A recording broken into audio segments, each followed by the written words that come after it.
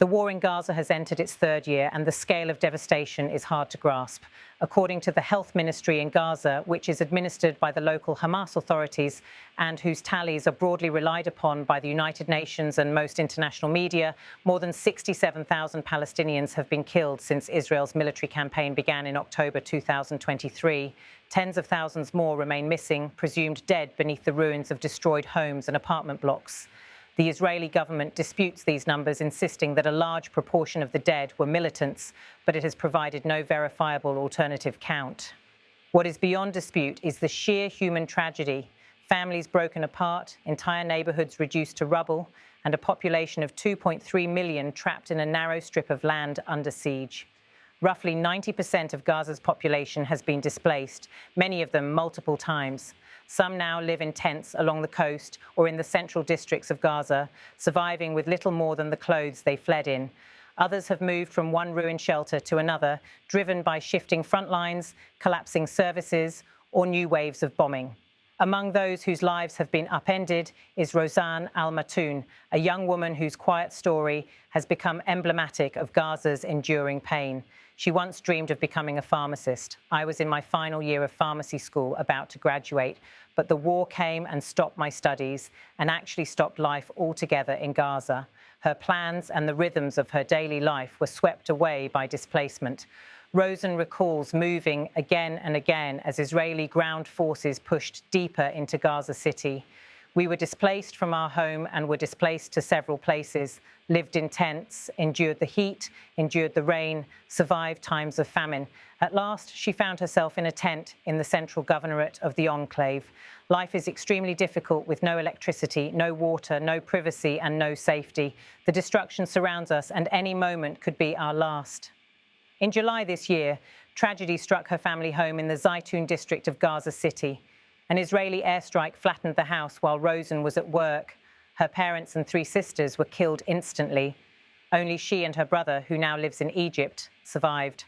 Rosan's voice softens when she remembers that day. She hurried to the hospital, clinging to hope. After sitting for an entire hour at the hospital, surrounded by other relatives, they told me that my mother had been martyred. She went to her mother's body in shock. I went to her, held her, but I remember little because I was absolutely broken at that moment. Friends and relatives tried to reassure her that perhaps her father and sisters had been taken to another hospital, but it was not so. This strike had killed them too, and their bodies were still in the ruins of their home. For a month, the family could not recover the bodies. Israeli troops were still present in the neighborhood. When the area was finally accessible, Rosan returned to the ruins of her home. She describes the scene with painful clarity. I went and found my family in the only section of our house that I could make out in all the rubble. My dad and 3 siblings all on one couch. My cousin and 2 neighbors helped me remove them with our bare hands without any help or equipment. Today, Rosan lives in Deir al-Balah, a town in central Gaza. She tries to cling to fragments of ordinary life. A small coffee shop gives her a chance to charge her phone and laptop, to stay in touch with distant relatives, and to continue her work as an assistant pharmacist helping other displaced families. But the memories weigh heavily. For me, Gaza now is pain, tenderness, and sorrow. It was tranquility and safety, but it has become a graveyard of dreams. Yet she refuses to sever her bond with her homeland. Despite all the tragedy and suffering, I still love it. I'm attached to it and hope that we will return to it soon, God willing. Her story is one among many, but it brings into focus the human face of a conflict that is often reduced to statistics and military reports. As the third year of the war begins, attention is turning again to whether peace is still imaginable. Amid the ruins and the political recriminations, a few voices continue to argue that reconciliation remains both possible and necessary. 2 of those voices belong to Dan Sovitz, an Israeli human rights activist, and Samir Sanjali, a Palestinian political organizer. For years, they have worked, often quietly and far from the cameras, to foster dialogue between Israelis and Palestinians. In recent months, they have joined a tour of European capitals, Berlin, Tallinn, and others, meeting with diplomats and lawmakers to keep alive the prospect of a negotiated end to the violence. Dan explains the aim of their travels. We see importance not only in building bridges and dialogue between Israelis and Palestinians, but we are involved in trilateral dialogues with Europeans in order to see how Europe can still keep its place in helping us bring this endless cycle of violence into some kind of a political end. Samir accepts the description of himself as a bridge builder, though he knows it can be a thankless role. Sometimes it could be a little bit contradiction, because if you need to relax the hard feelings of two people who have been in a circle of violence for so long, sometimes you need to say things that are so hard, not very much welcomed by the public. But somebody needs to push a social, political change. He believes that Israelis and Palestinians have a common enemy, not each other, but the emotions that have poisoned their relationship for generations. The common enemy between Palestinians and Israelis is ignorance, sadness, anger, sometimes it's hatred. These are the real enemies that we need to get rid of. Reflecting on the past 2 years of war, Samir adds, both of us were very ugly towards each other. We have crossed all the moral red lines. We have convinced ourselves that everything is permissible. We can do whatever we want to the other side. The memories of this period, he says, are terrible. Not something that any Palestinian or any Israeli would like to keep remembering. Yet, he argues, there is a chance to turn a corner. We are in a turning point where there is a political will in the White House and in the region and among global leaders to help both Israelis and Palestinians to exit this and end it. I think we Israelis and Palestinians, we need to start forcing ourselves to imagine peace. He points in particular to a new US drafted plan discussed by President Trump and endorsed in principle by Israel's government, which proposes an end to hostilities and the release of Israeli hostages. The peace plan now from President Trump is definitely getting back the hostages to the Israelis, and it is definitely ending the war in Gaza. For both peoples, he says, this could begin to heal the wounds. Dan, too, speaks of the need to look beyond the immediate past. We need to exit this drama. If we keep looking with our both eyes into the 7th of October and into the horrible 2-year war on Gaza, we will keep imprisoning ourselves in the past. The challenge now, he says, is to shift one eye toward the future, to focus on how we can overcome our wounds and how we can start in a process of cooperation. He underscores a basic fact of demography. We are 7 million Jewish Israelis and 7 million Palestinians. Nothing changed. Nothing changed. Neither people is going to disappear. We need to find a way of coexistence. Asked about the future of Palestinian leadership, Samir Sanjali, long a critic of President Mahmoud Abbas, argues that the conflict cannot be resolved without democratic renewal. We need to work hard to bring elections to the Palestinian people. This is the only way that lots of Palestinian voices can come up and introduce themselves and their ideas and win the agency and the vote from the Palestinian public. He rejects the idea that Gazans collectively chose Hamas and therefore deserve their fate. In 2006 election, Hamas won by the majority of votes in the West Bank.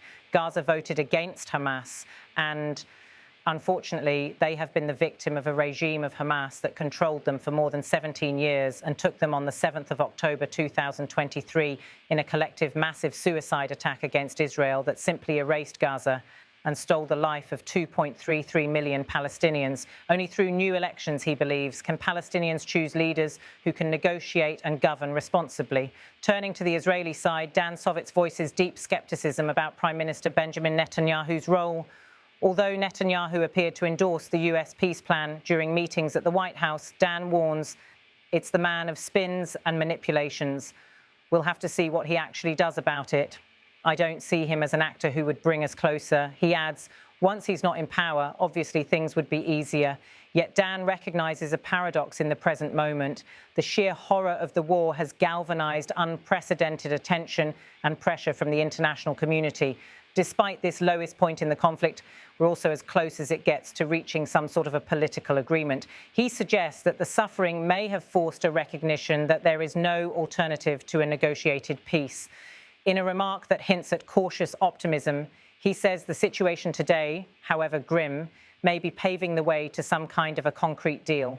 He expresses hope that Samir and other emerging Palestinian leaders could play a central role in shaping a future two-state framework. Such leadership, he believes, could make the region look a bit brighter. The stakes could not be higher. Beyond the political deadlock lies a devastated land where hunger, lack of clean water and collapsed health services have created one of the worst humanitarian crises in decades. Earlier this year, in March, Israeli forces struck a convoy of medical workers in Rafah, killing at least 15 paramedics. In May, an airstrike on the Gaza European hospital killed 28 people, including a senior Hamas leader. Famine conditions have taken hold in northern Gaza, with aid groups warning of mass child mortality if access does not improve. Hospitals such as Al-Shifa have been repeatedly damaged in fighting, further undermining civilian survival. The conflict's toll is not only physical, but also psychological. Generations of both Palestinians and Israelis have known little but hostility, siege, and fear. Restoring even a minimal level of mutual trust will be the work of decades. And yet, amid the ruins, a few voices insist that coexistence is not only desirable, but unavoidable. As Dan and Samer point out, the two peoples continue to share the same small strip of land. Neither can wish the other away. What remains is to find a way to live together.